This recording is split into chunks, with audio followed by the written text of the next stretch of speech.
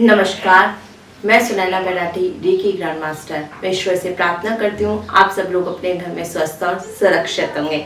आज हम बात कर रहे हैं पिरामिड क्या है, पिरामिड की एनर्जी को हम लाइफ में कैसे लें।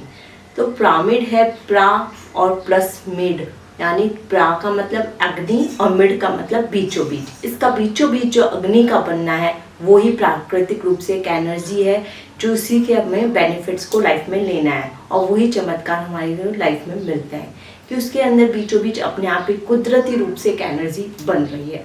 और वो अग्नि तत्व इतना स्ट्रांग होता है कि वो आपकी लाइफ को जरूर बेनिफिट देता है।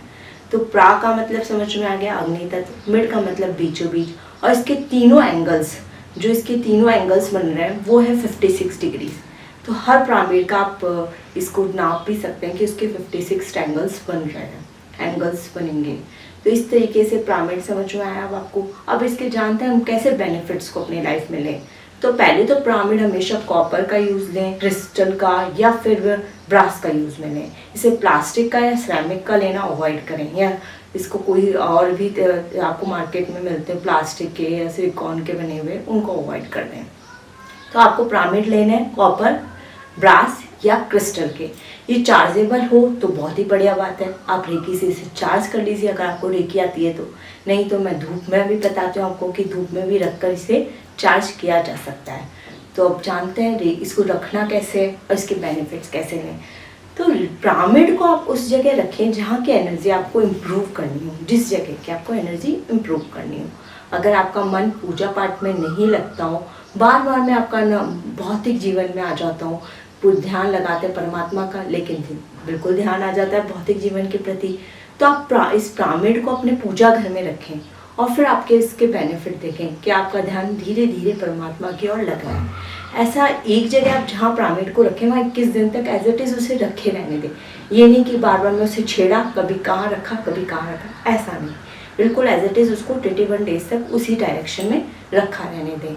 इस तरीके से आप इसे मंदिर में रख सकते हैं, आप इसे वहाँ भी रख सकते हैं। अगर घर के अंदर किसी के लड़ाई झगड़ा होता हो या बच्चे आपकी बात नहीं मानते हो तो आप इसे मिड में रखें, मतलब जहाँ आप सबसे ज़्यादा समय बिता रहे हैं, या ड्राइंग रूम है आपका, कोई कमरा ऐसा बना रखा है जहाँ आप सबसे ज़्यादा आप लोग आपस में बैठते हैं, वहाँ इसे रख दीजिए।